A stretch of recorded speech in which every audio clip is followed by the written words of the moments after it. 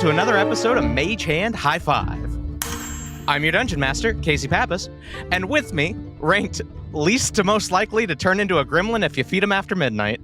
Ooh, I like that. That's fun. Now we're getting into the real questions. I think I know where I land on this. The bottom of the barrel has been ratched open, and now we have a whole basement underneath. These are vibes. If you get mad at me, that's life. Then you prove the point. That's it, baby. That's life, baby. First, Max Weinberg. Hey, I'm Max Weinberg playing Wyatt Forsyth. I had a feeling I would be here because I am not often awake after midnight. Fair. Accurate. Next, Rowan McStay. Howdy, I'm Rowan McStay playing Salome Briar, and I will have a snack. I will get really excited and talk a lot, and then I will have nightmares because I had a snack too late. I feel like it's almost the opposite with Rowan, that if they already are a gremlin and you give them food, no matter what time of the day it is, it will calm them down. That's actually really true. Like, I chill out. I get hangry. Yeah, it's a reverse gremlin situation. It is a reverse gremlin thing with me. And Robin Langenhop. Hi, I'm Robin Langenhop playing Hayden Kincaid, and I am proud to be here. I am so excited that this is my position. I think that gremlin is my gender, and I'm leaning in. This is perfect. What does that mean? Just define what that. What doesn't it mean, Max? I don't know. That's why I'm asking. You're depriving yourself of a Christmas classic. It's a great movie. Think about the words that just came out of your mouth. Listen, Casey. Max, I understand. However, it's a good movie. My favorite Christmas movie. And with that, let's dive right in. Great. Last time on Mage Hand High Five, you fled the crumbling dream library, escaping just before the walls closed in. You headed to Winona's place, meeting with the fate-spun players along the way. Hoping to find Barabbas, you then headed to the Pickled Liver. Upon being admitted to the back room, however, you discovered Gore dead, with Cordrin taken hostage by Larissa Mavell.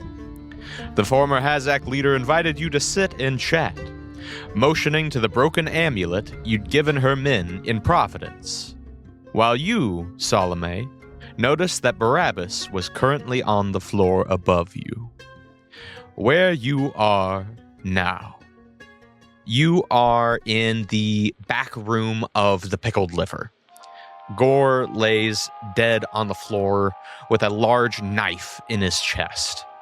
You are surrounded by about 15 to 20 members of Hazak, and in front of you, holding a gun to the back of Cordrin's head, is Larissa Mavell. She nods to the amulet on the table, the broken one. If you'll recall, you gave to Hazak in Providence. I believe Trunk Steenling gave it to Hazak in Providence, but... And it was well deserved. I've never been to Providence. Larissa has a gun to Cordrin's head and says, "Sit down." Okay. Ma'am, you are formidable and, dare I say, gorgeous, but we do have somewhere to go upstairs. She clicks the hammer back on the revolver. Yes, ma'am. Do you all sit down? Yes. Wyatt is already sitting. Great. Now, how did this amulet get like this? Well, my late husband's damn fool crony smashed it with a paperweight. Like you do. She rolls her eyes and says, "Fucking Jamesons." Yeah. I don't know if he knew what he had his hands on, and if he did, he was willing to destroy it to stop me getting it, so... Right. We would have been perfectly happy to talk to you. I don't know why you had to come in here all guns blazing. She says, "Well, why don't I tell you a bit about things and then you can decide for yourself?" Lovely. Story time. Because as you might have expected, I don't know if you know who I am. We've heard stories. Larissa Mavell? Yes. Stump's friend? From Hazak? Stump's friend. Interesting. In fairness, Stump didn't exactly give us a lot of details about his own personal history. Insight check? Yeah, roll insight if you'd like. That is a 22. With a +9, that's 11. 12 with a +9. With a 12 and an 11, she seems a little pissed. Yeah, that much I gathered. With a 22, you see her face turn just a shade darker. Okay. And she says, see, I expected there to be another member of this party. Sorry to disappoint. Well, the matching amulet in that set walked away with the other member of this party. So if you want it back, you could always help us find him. Roll another insight check. Can't just ride high on that 22. No. Oh, that's okay. That's better. That's a 24. 18. Okay. Mine is not worth mentioning. Okay. Hayden, you don't catch this. Wyatt and Salome, you do. Her eyes, for just a second, widen at the mention of a second amulet. But she doesn't say anything. She, other than that, does not give away anything. As far as we know, there's just the two, and one of them is permanently embedded in your old friend's chest. And to being known as the Red-Eyed God, or Rhoda has walked away with him. She says, okay, I don't know anything about this whole Red-Eyed God business, and I don't care to know. It's probably for the better. Yeah. All I know is that amulet is now worthless. How come you wanted it in the first place? Just for money? She smiles and says, sweetheart, there's more to power than just money. Yeah, no, of course there is. That's why I'm confused that you don't care to know anything about what these amulets do. She says, I don't care to know. I can give it to somebody else and get what I want. And what is that? Well, at the time, I wanted the Jamesons off my back. But that's not quite feasible anymore with this amulet. So my circumstances have changed a little bit. See, this all dates back to Stump, well, doing what he does best. Walking out on every woman he's with. Huh. That's new. That's new. When Stump left us and took off with that amulet, the old Hazak higher-ups assumed Cordrin and I had helped him escape and took it out on us. Poor Cordrin here took a lot of that brunt. Nearly had his voice broken entirely, ain't that right? Look, I'm sorry to hear that, y'all, genuinely, but how the hell does that take us here? I think it's storytelling time. Would y'all let me finish the damn story? All right, yeah. No, go ahead. Yes, ma'am. Shit. Language. We're in a hurry, all right? Somebody's getting kidnapped upstairs. I think someone's getting kidnapped here, Salome. She sort of shrugs and says, why do I give a shit? All right. We should have gone in the front. Hey, damn straight, Wyatt. We should have gone in the front. It's true. She says, okay, all right. You know what? I have ascended the Hazak ladder twice now. Once when I joined, and once when Stump left and I had to coerce them to give me my job back. And now, I intend to do it again. And you know just how I'm going to do that? Talent. Good looks. Hard work. Bootstraps and all that. Extortion. I'm going to slot into some conveniently empty shoes. You see, I tried to get into that poker game last night. All right. But unfortunately, there wasn't a seat available. So I decided some things are best done the old-fashioned way and rounded up a posse of my men to take old Dawnstar out. But wouldn't you know it, you'd already beaten me to the punch again. Beat the man within an inch of his life, but left him alive. And now that don't make no sense. But then, old Dawnstar started squealing. Saying something about a Jameson deal going down this morning, having a big liquidation sale. Everything must go. Sorry, this morning? She stops and says, if I get interrupted one more time, Ma'am, I'm sorry. It isn't. I'm going to be serving fucking crow. All right. Oh, Shit. that was clever, actually. She says, any more fucking questions? No. Great. Well, I did what the three of you couldn't bring yourselves to do, and I fucking shot the man.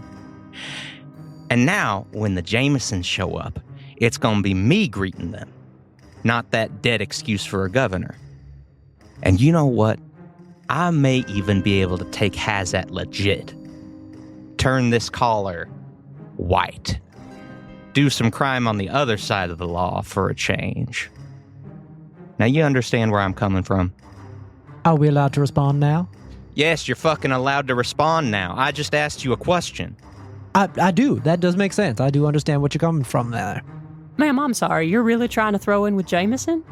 After everything they've done to you?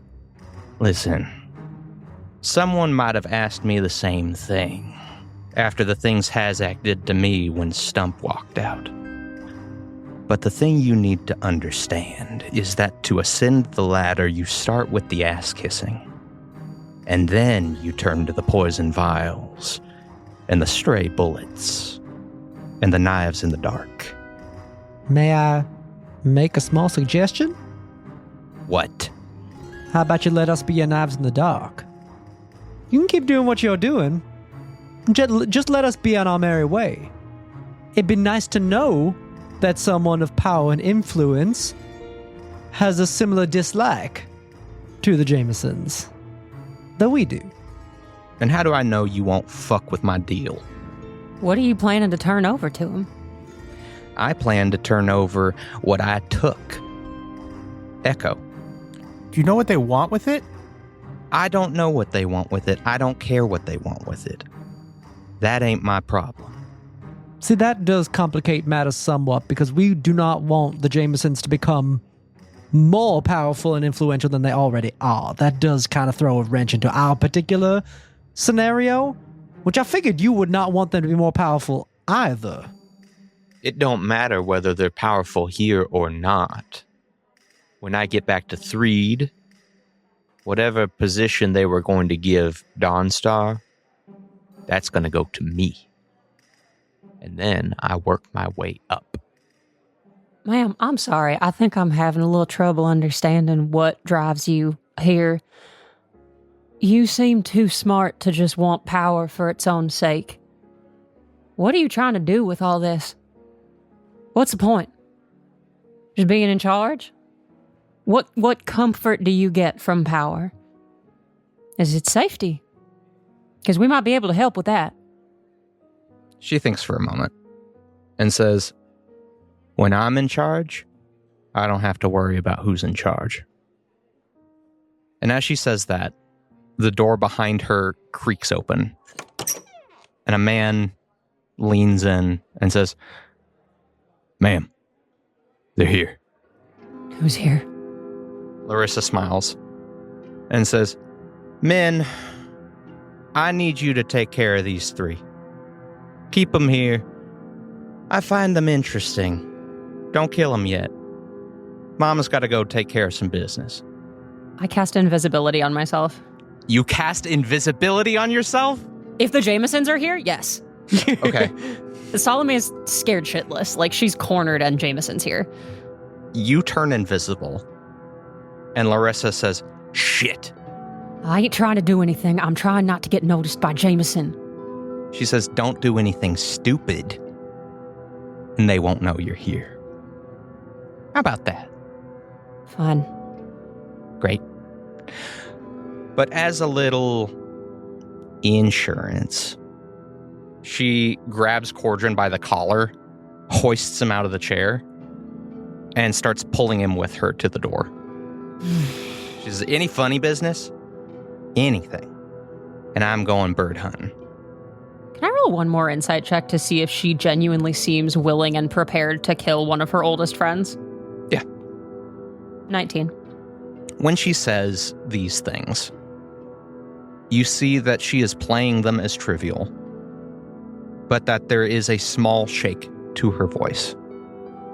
However, her gun hand is steady. Okay. And she pulls Cordrin out of the room, and the door shuts.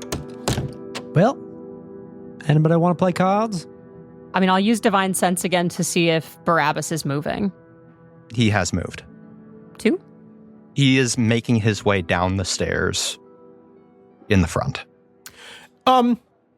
Guard? Yeah, the guard who came in and told Larissa, ma'am, they're here, looks over at you, and he is a burly goblin. Is this just a gang of small creatures? Everyone in Hazak is kind of little. They're all Everyone little in guys. Hazak is just a dwarf. It's why Stump fit in so well. Yeah, that's fun. That's kind of sweet in its own way. It's canon. So this sort of jacked goblin says, "What? I have to use the bathroom. We've had a really long day, and I had to hold it until now. Fuck. Johnny, take the kid to the restroom." Johnny sort of looks at him, and the goblin goes, It's on the other side of the bar. Like, just, you go out, you go down, you go in.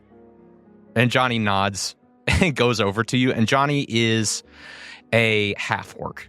Just one big guy and all the little guys. Hi, Johnny. I'm Wyatt. What questions do you have about the Eternal Flame? Johnny says, none. Amazing. I still have so many, but you must be completely enlightened.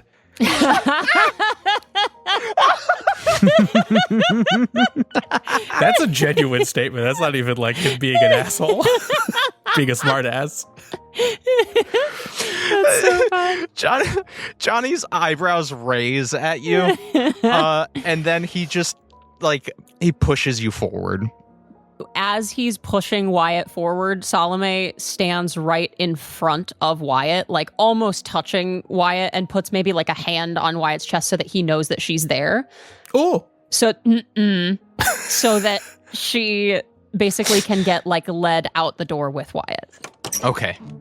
As Wyatt's in the door, he's going to turn around and say, "Thanks, guard," to just give a little bit extra time and maybe the help action if Salome needs to do something. He says, "Oh, okay. I'll be quick." And then he turns to the other ones and says, "Okay, one of them's invisible. We should probably find her, right?" And the others sort of nod, and they all start they all look around and start feeling around with their hands. Y'all, it's good. She's right here. Can you throw your voice as Salome? Ooh, I that might would be cool. able to. Let me look at my spells real quick. Well, just as a I performance mean, I check. do think that is something I could potentially do, just maybe with a performance. Yeah, not a magic thing. Yeah. I think it would be a performance check. It'd be high, but you could do it. Yeah, any of the spells that I would use would draw attention to what I'm doing. So let's just roll a performance. Ooh, do it up. 7 + 8, 15. Not bad. And as one of the guards starts reaching towards where I have gestured, I will ventriloquize Salome's voice to say, "Watch where you're about to put those hands." The guard immediately goes, sorry. Salome's silently chuckling. And Johnny leads you, Wyatt, and you, Salome, from the room as the guards drop their hands. And the goblin says, "All right." You Amazing. head into the main room of the pickled liver. Good luck, Hayden. Yeah. Y'all vamp. I gotta figure out what I'm doing back here. I feel like you can figure it out is the thing. I trust that Hayden will be able to figure this shit out. As you are led out into the main room of the pickled liver, you see that everyone is pressed against the front window of the pickled liver. They are all looking outside. And as they are, you see something dropping slowly from the sky.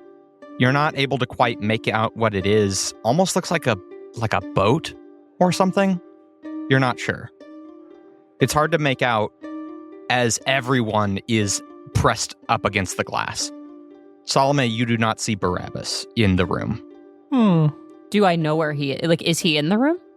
He's outside. Can I see him? You can't. There's two. Like, everyone in the building is at the windows right now. Is there a way to walk outside without attracting attention by opening the door? I mean, there is the front door. It is closed. There may be rooms upstairs. Like, there are rooms upstairs. Yeah, with maybe windows, and Lysander might be up there anyway. Okay, I'm gonna run upstairs, invisible. Okay, you run upstairs invisibly. You leave. There's people talking at the windows. They're like, "Oh, what's that? Wow, oh man!" And so your footsteps away are not conspicuous. And you head upstairs. Wyatt, you are led to the bathrooms. Yep. And I don't think we need to go any farther than that. Johnny stands outside and goes, "All right, I'll be right back. okay, Hopefully. great." Hopefully. He looks at his watch and says, "You got 5 minutes." That's it? Yeah. Okay. He looks at you and says, 4 minutes, 59, 58. Wyatt goes into the bathroom. Great. Salome, you head upstairs. Hayden, How many people are in this room? about 15. 15, okay. Good luck. 20th Go back to level somebody sleep. else. My plan will not work for 15 people. I fully believe that Hayden can figure this out, or I would not have left them. Oh, I have ideas. Just the one that I was about to enact will not work for 15 people. That's so fair. I believe that you've got this. I have every faith in you. Yeah. Salome, you rush upstairs. Yeah. There is sort of just a long hallway with rooms on either side. Some rooms face the front, some rooms face the back. And there is one window at the far end of the room. Okay. Or far end of the hall. Yeah. Honestly, on getting to the top of the stairs, Salome, finds that she's breathing really shallow and she's a little bit shaky and, just didn't realize how hard the potential for, seeing an actual Jameson would, shake her. And so just, takes a second to compose herself and walks quickly and as quietly as possible to the window to look outside and see if Barabbas has Lysander with him. Great. You rush to the window. This window, the way the stairs and the way this is positioned, it leads out it looks out the side. You don't see much. You see people gathering in the town square, and you see a large shadow over the town square. But you're not able to see to the right where you would need to. Okay. Well, then very quickly then, I guess I will go down the hallway and just lightly tap on doors and be like, Lysander, hey, are you in any of these? You begin tapping at doors. Some of them seem empty. You tap on one and the door opens and there is a little old gnomish woman. Mm-hmm. And she says, "Hello." I'm invisible. I say nothing. Oh, okay. Or she opens it up and there's just no one there. And she goes, "Drat kids," and closes the door. As the door was opened, beyond this woman's shoulder, you see the window in her room and you see through it. You see the other side of Echo across the square from the Pickled Liver. You see the train station, you see houses. Between there and here are 4 cables, it looks like. 4, almost like ropes, but sturdier. And they are taut. Would I know if the Jamesons have built Zeppelins? Zeppelins are a real thing in this world. They are the essentially sky yachts for the elite. And at this point, you realize that what is going on outside may be that a sort of a landing gondola has been descended from the main cabin of a Zeppelin. Oh, hell. No responses to the knocks on the door? No responses. If Lysander's here, he's not here.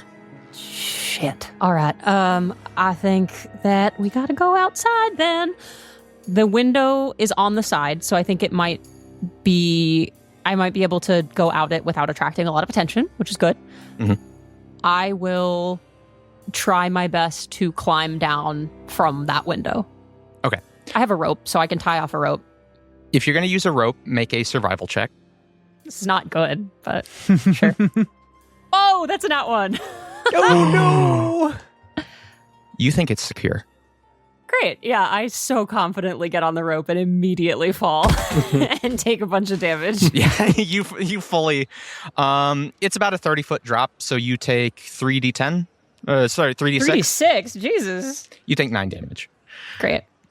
And as you are getting to your feet, you do see it.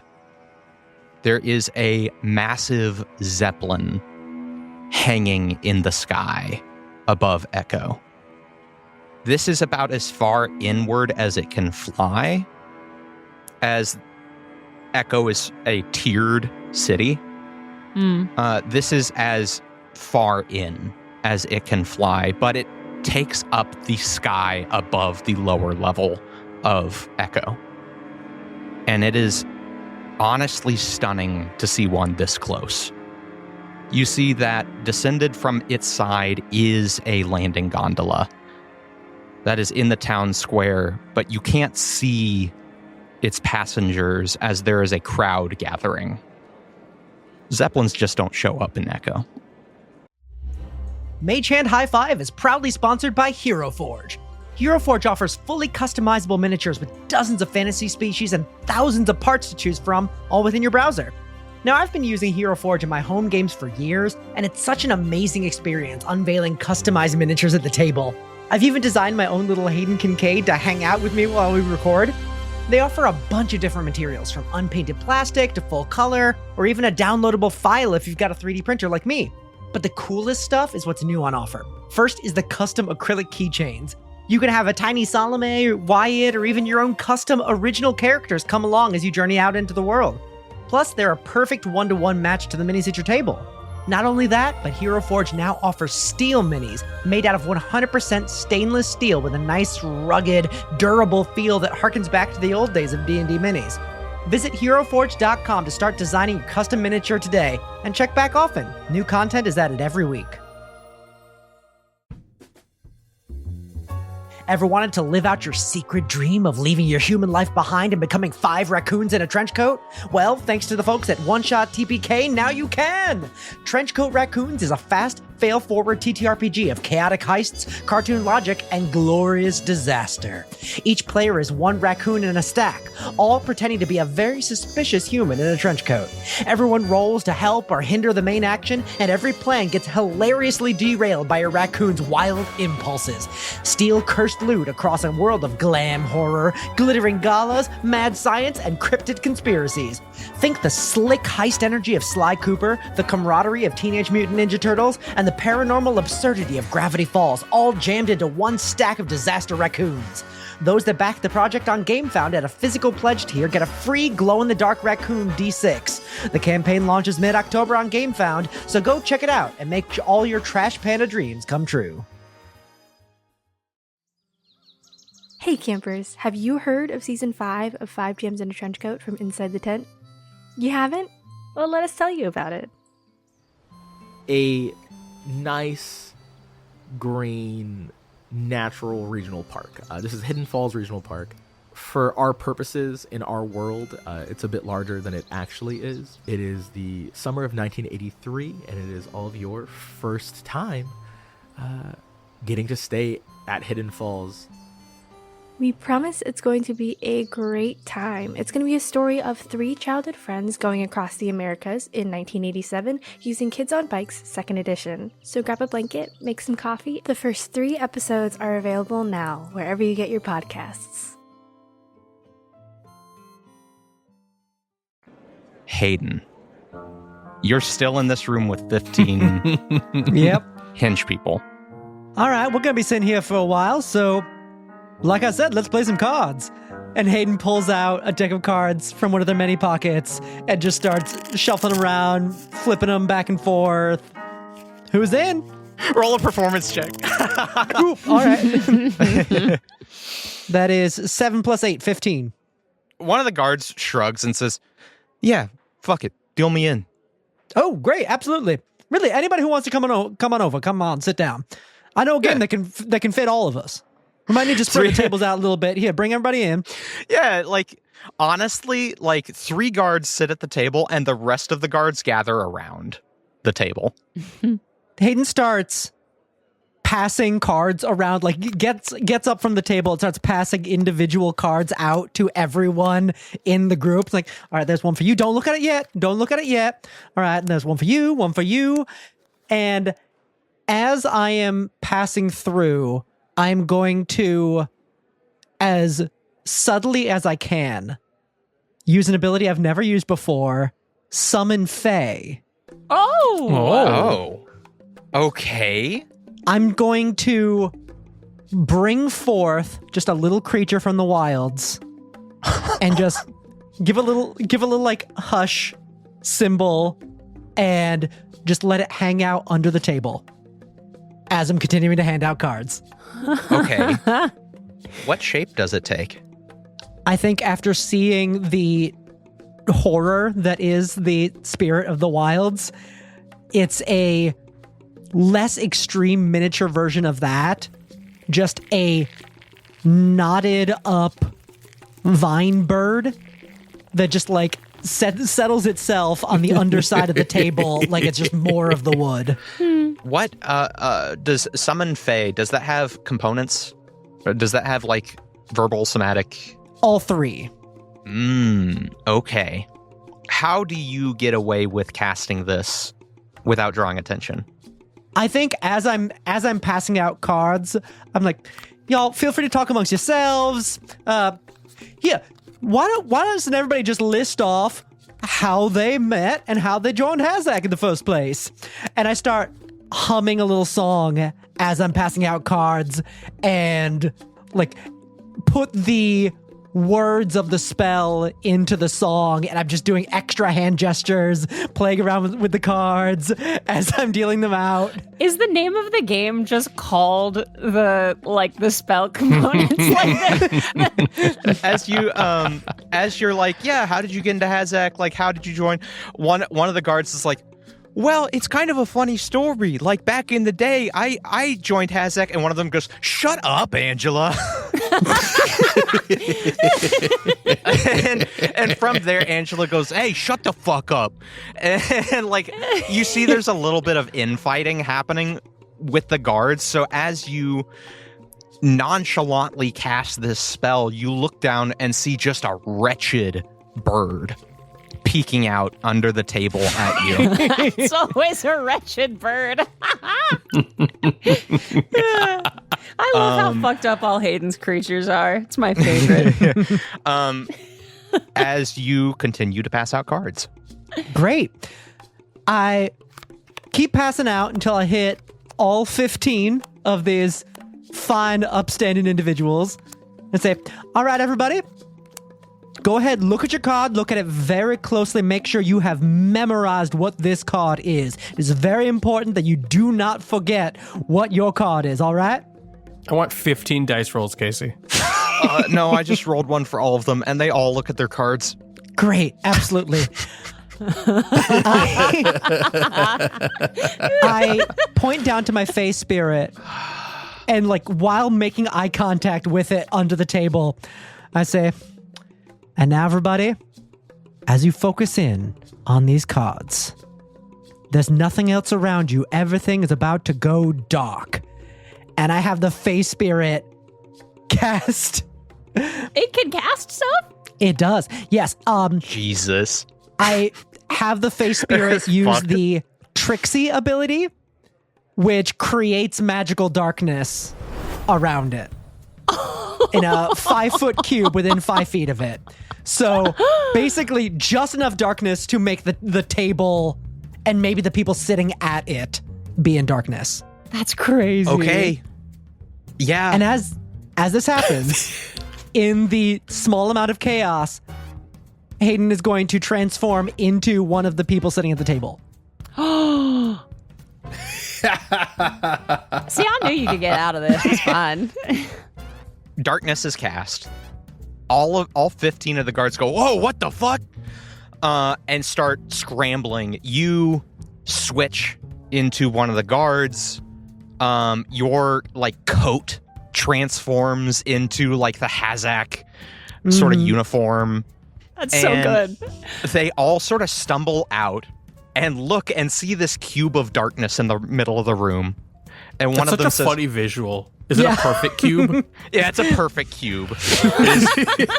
Like the edges are sharp too. It's crazy. That's so strange. All right, I think we lost sight of the kid. Angela, you head that way. I'll go this way. And just leave. Yeah. Angela says, Brad, you don't tell me what to fucking do. And then immediately goes the way you told her to. Brad and Angela? I'm doing this because I want to, Brad. I had no doubt in my mind that Hayden could figure that shit out. And you run out the door. Like several Hazak members follow you, and there's just enough chaos that they don't see that there is two Brads in the room. Great. Well, Brad notices, but you're out of the room by the time he says, "Hey, wait a minute." So I've just got a crew now. How many guys do I have? You have roll a d4. How many guys do I have? Roll a d4. Great. Yeah. One. I have one guy. You have one guy. Honestly, better. And you both rush outside. Wyatt, Yeah. you're in the John. I am with Johnny. Sure. Yeah, John. Well, Johnny's outside. You're in the Johnny's John. outside. Okay. Are there any windows? There is one window. It's small. It's one of those like bathroom windows. Half windows? Yeah. Yeah, can I do some sort of check to kind of determine if I could fit through that window to begin with? Yeah. Listen, it would take some work, Yeah. but you could do it. Okay. Yeah, why I grab is there like a maybe like a trash can I flip over so I can get a little help out? Yeah. And then You're like balanced on one of the sinks. and then as Wyatt's starting to get through the window, he's going to cast Thaumaturgy to create a sound that comes from the bathroom. Just soundscapes in the bathroom. A distressful bathroom trip is kind of as far as we'll take this. I'm not sound designing this. Honestly, that's okay. That's why I'm being a little vague. Sorry Wyatt- for the content warning. Wyatt, as you lift yourself up through the window, the last thing you hear over this brilliant symphony you've left behind. Over the Is that the word we're using? over this Shitfany. symphony. Jesus. Over the sounds on the other side of the door, you just hear the guard. Oh God, kid. I told you. And you fall out of the window on the other side. Y'all, we're awesome. We got out of that so quick. Pretty much. Great. Wyatt, you are on the side of the pickled liver, and you look up. You see a massive Zeppelin in the sky. It's a moment before you can take in the details and the early dawn light, but Wyatt, this is more than just a Zeppelin. Its massive sides are emblazoned in a brilliant royal purple and gold, the Lady Prominent, though your father tends to just call it the Lady. Wyatt, you've been on this Zeppelin before, because it's your father's. I think Wyatt just backs away because his message said his parents are going to take him back to Threed. And it seems that they're attempting to make good on their word. Do my parents and Clive know about Davy? You know that Clive knows about Davy. You don't know if your parents know about Davy. And that's not because you haven't talked about Davy. Yeah, I don't know if Wyatt's really smart enough to not endanger his friends, so I think that's where he goes, as he goes and runs to Davy's place. You run to Davy's place. Salome. Yeah. There's a crowd gathered around the lowered gondola of the Lady Prominent. Do I recognize the ship as well? I will say you recognize the Zeppelin. There are fewer people in Threed that own Zeppelins than I have fingers. Okay. Very few people own Zeppelins. The Jameson family owns one. You know that the Lady Prominent belongs to someone close to the Jameson family, as all elite are somewhat close. They all rub elbows a little bit. Mm-hmm. But you don't... Well, I guess to know who the Lady Prominent belongs to, you would need to roll a history check. No, not one. Okay, great. No idea. Whoa. Wow. -1. You believe that this belongs to... This one belongs to Reginald Gilwater. Wonderful. The Gilwater Zeppelin. This is the Gilwater Zeppelin, and you remember Reginald. He's a prick. Surprising no one. Great. All right. Okay. Yeah, I think Salome rolls her eyes a little bit thinking about this guy. Like, he takes several scented baths per day. What the hell is he doing in Echo? His skin is terrible. He's so dry. God. He's so dry. I've given him so many unmoisturized handshakes from all of his scented baths. God. That man is Jesus. dried out and pruny, and Salome is just remembering his like Dried out and limp handshake. pruny? Yeah, it's really bad. Yeah, as you do this, Salome, are you still invisible? Yes. You're still invisible. You see the Lady Prominent above you. As you do, you hear the back door of the Pickled Liver slam open, and a couple guards come rushing out. Salome smiles as she knows that Hayden is probably among them. And I scan the crowd for Barabbas and Lysander. Great. Roll a perception check. That's a 12, but if I can use one more divine sense to just know where Barabbas is, if that doesn't do it. 12 does not do it. Okay, so then I'll use my last divine sense to know where Barabbas is. And it's not a spell, so I'm still invisible. Great. The funny part of that is like, I listen, I don't hear it, let me magic it. Yeah. The sequence. Yeah, you cast it. You see Barabbas is Barabbas is in front of the crowd. Is Lysander there? You don't see you can divine sense Barabbas. You can't directly see him. There's a crowd in the way. Probably got him in a damn bag again. All right. I try to... I mean, if it's a jostly enough crowd, I'll just walk through. I'm not worried about being perceived necessarily because it's a jostly crowd anyway. Yeah.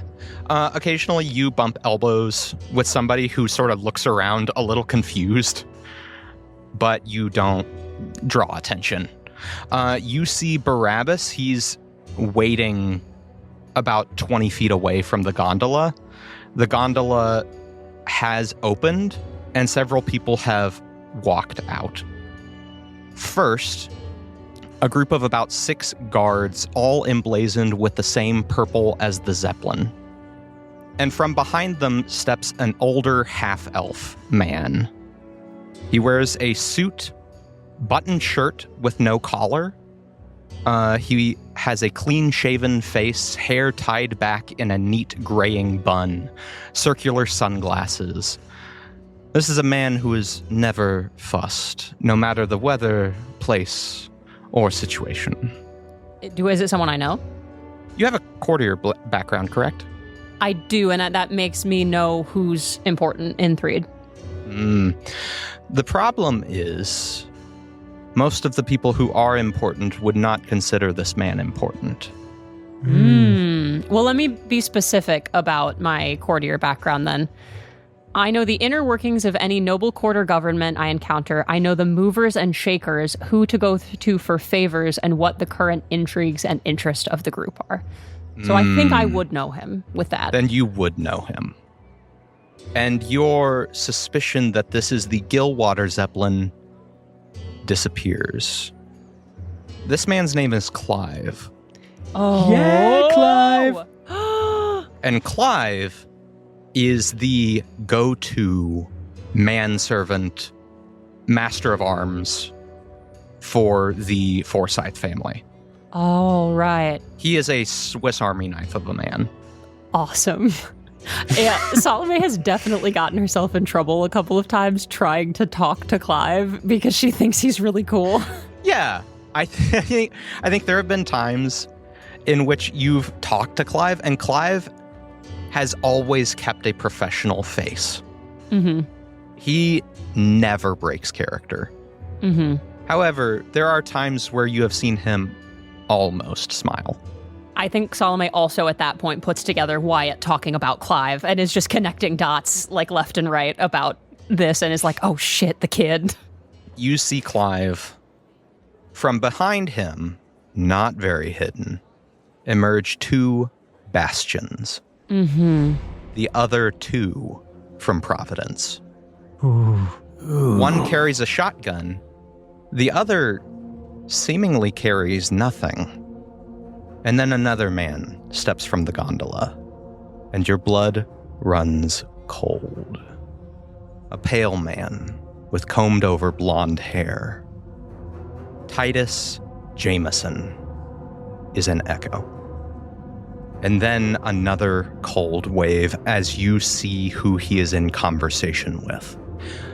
A striking woman. Dark robes. Skin the color of bleached bone. Hair white to match. Lucinda Courtois. Flanked by two assassins. Emerges from the gondola. As Titus says something to her, she turns and motions to the two assassins. They turn and disappear down a nearby alley. You see Titus turn, see Barabbas, and smile. Dawn has not yet peeked over the buildings of Echo. Does he move to go toward Barabbas at all? It looks like he will. I quietly go up behind Barabbas, and as Barabbas did to me, not 24 hours ago, point a gun at his back. Point Thaddeus' revolver at his back and whisper into his ear, "You got that damn man in a bag again." You make your way towards Barabbas as Titus makes his way towards Barabbas. Mm-hmm. And you get there and whisper this into his ear seconds before Titus gets there. "You don't have to do this. We can help you." Barabbas stiffens, and Titus says, Ever the professional, Mr. Bartle. Prompt, as you said you would be. Do you have him? Barabbas pats the bag slung around his shoulder and says, "Do you have it?" Titus smiles, and Salome, you see his smile. It's been a while. It's cold. Very few men smile coldly. Mm-hmm. But Titus does it flawlessly. He says, "You doubt. When have I ever given you the impression that I am not a man of my word?" He reaches into his blazer pocket, and Barabbas instinctively goes for the holster at his side, and Titus goes, and pulls out a small vial of red liquid. And he says, "My brother." And Barabbas stops And under his breath, he whispers, "Sorry." He takes the bag from his shoulder and tosses it to Titus. Titus catches it, reaches a hand inside, and then smiles again. He says, "Well, a deal is a deal." And he tosses the little red vial to Barabbas. Barabbas reaches down and picks it up. Once it is securely in Barabbas's hand, I think I'm physically stronger than Titus, probably, right? Yeah, maybe. I grab the bag. You grab the bag. And he sort of stands confused for a second. And then there's a flash from your peripheral as you see Barabbas change. His teeth elongate, claws extend from his hands. He lunges for Titus. Amazing. What? Oh, shit. And as he reaches Titus, freezes. He falls backward, frozen, a stake implanted in his chest. And Titus says, "Oh, you insult me. You think I didn't do my homework? I chose to hire you, Bartle, because I knew you couldn't refuse. We both know who foreclosed on the Bartle Ranch. And as for you," he turns to you, Salome, and says, "Whoever you are." And he attempts to snatch the bag away. As he does, the bastions begin to move in. I try to grab the bag from him. Is this Okay. a contested athletics check? This is a contested athletics check, but before we resolve that, Hayden, Mm-hmm. you have stumbled out of the back of the pickled liver. You are with one of the other guards. You know that the whole circus is happening on the front end of the building. First thing I want to do is whistle for my face spirit to come and join us. Okay. A horrible little bird emerges from behind the pickled liver. Oh my God. My wretched woodbird pops over to me with a face step, and as it does, it attempts to charm the other goon with me. So I need that goon to make a wisdom saving throw. Well, you know what they say about Hazak goons is that they're all truly wise beyond their years. They're so wise. That is a 5. That, believe it or not gonna do it. This goon straightens up. Hey there, friend. Do you mind doing something for me? I could really use your help. Yeah, what do you need?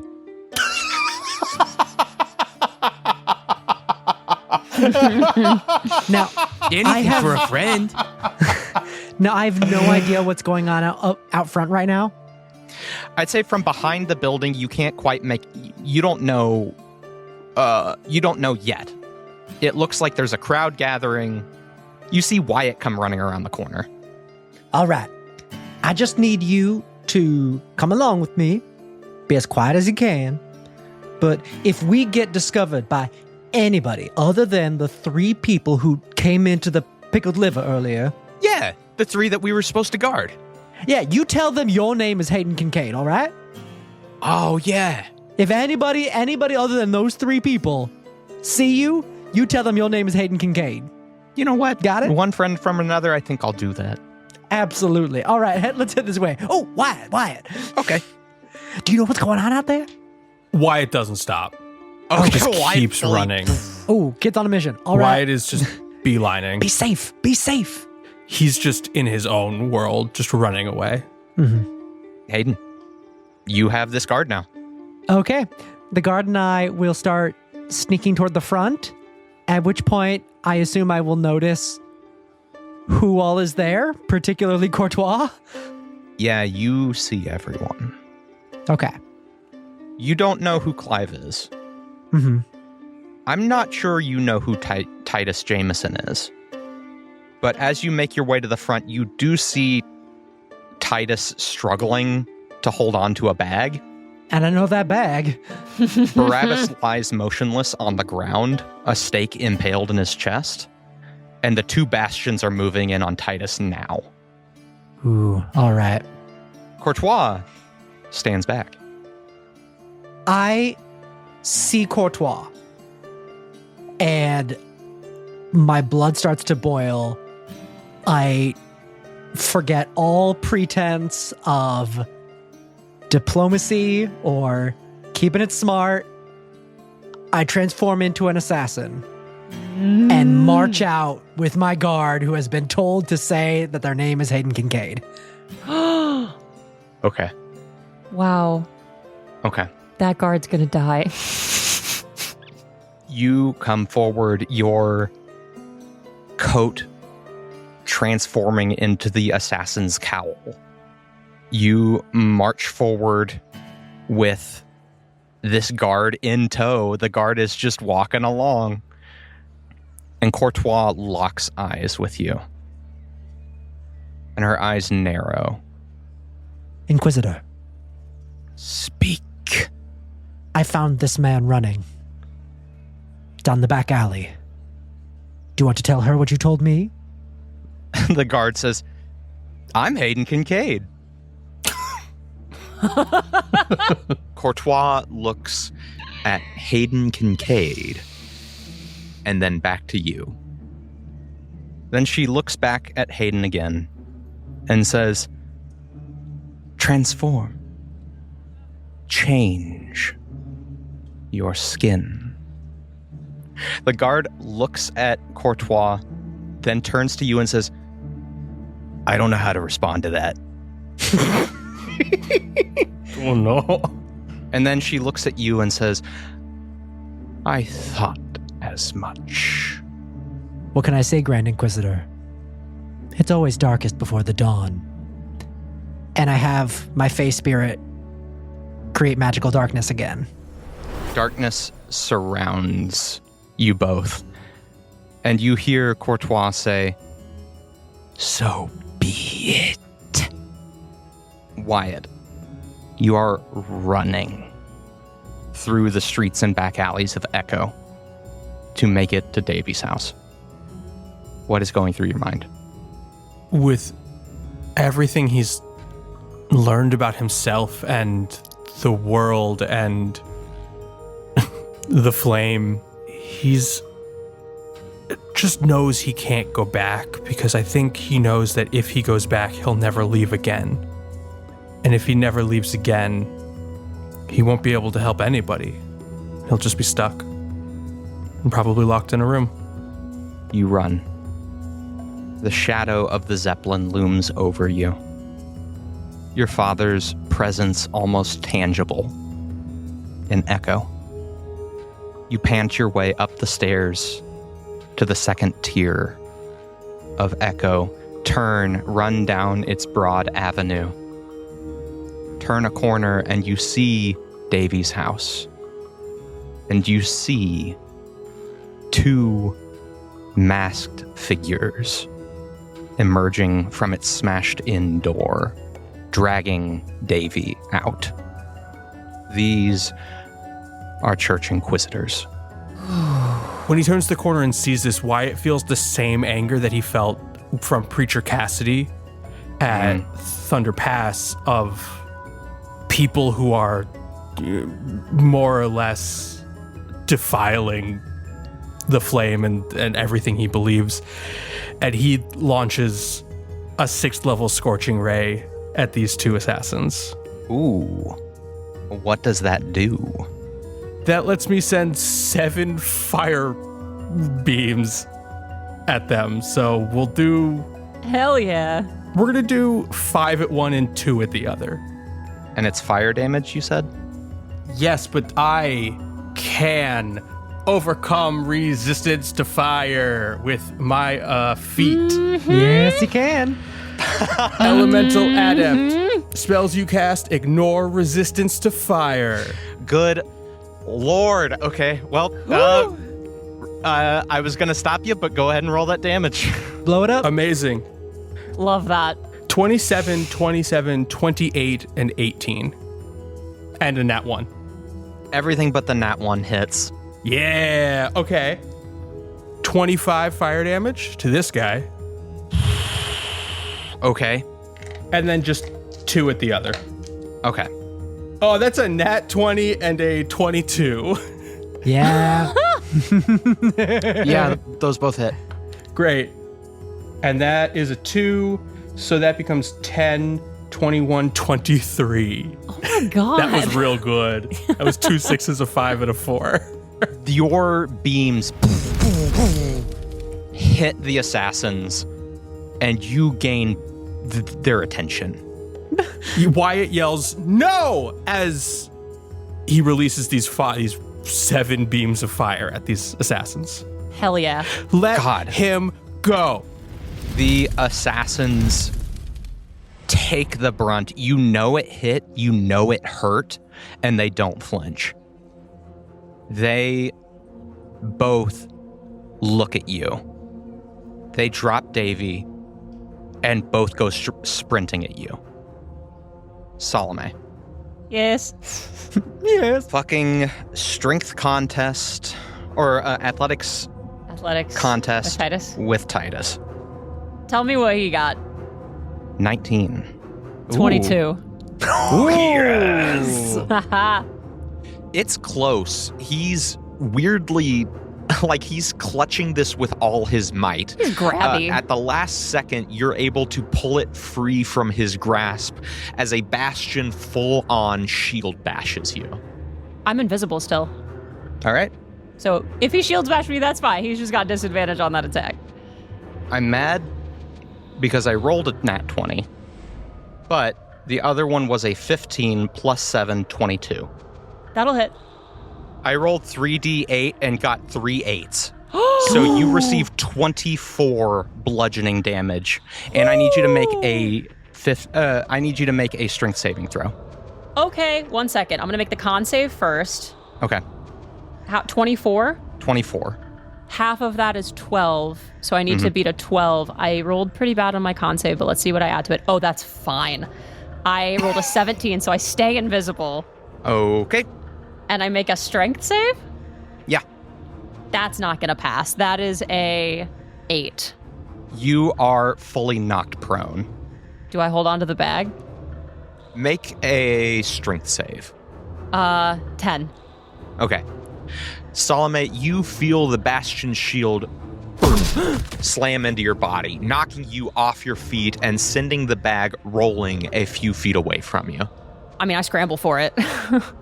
As you start to scramble for it, you see Titus lunge for the bag at the same time, and the bastion getting ready to attack you again. Barabbas still lies paralyzed, staked through the heart a few feet away from you, and all 3 of you have entered combat. I need all of you to roll initiative, and that is where we'll pick up next time.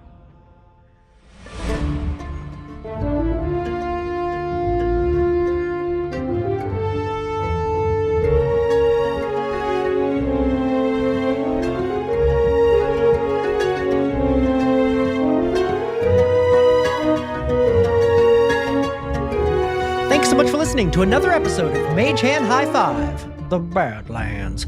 Want to show your support for our show? Want to hear us talk more about it? Then check out our Patreon at patreon.com/magehandhighfive. For just $5 a month, you get all kinds of extra goodies like early access to merch, peeks behind Casey's GM screen, and a whole second extra podcast, Mage Hand Down Low, where we talk about the behind the scenes of the episodes. Not to mention, you can help support small creators as we work on this passion project for you. Check us out at patreon.com/magehandhighfive. Thanks to Jacob Kersner for our music and Shane Smith for our logo and our cover art. Check out our website at magehandhighfive.com and look for us all across social media. We are on Instagram, TikTok, Facebook, Discord, Blue Sky, and wherever else we may be, we're going to be there at Mage Hand High Five. Go to your podcatcher of choice and throw a 5-star review our way. If you already have, thank you so much. And if you haven't yet, jump on in, the water's fine. And now I'm going to shout out all of our subscribers over on Patreon, and I'm going to do it in one breath.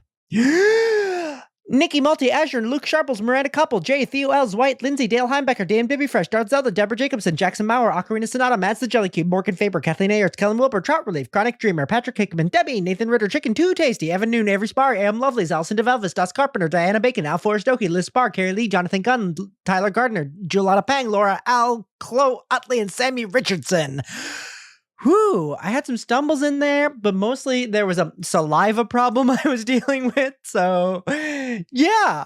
Tell your friends about the show. Tell your folks about the show. Tell that mysterious figure in the mask and the big kitchen knife who's just been following me around the neighborhood waiting for cover of darkness for some nefarious deed. And when you do, use the hashtag MHH5. And hey, how about a high five?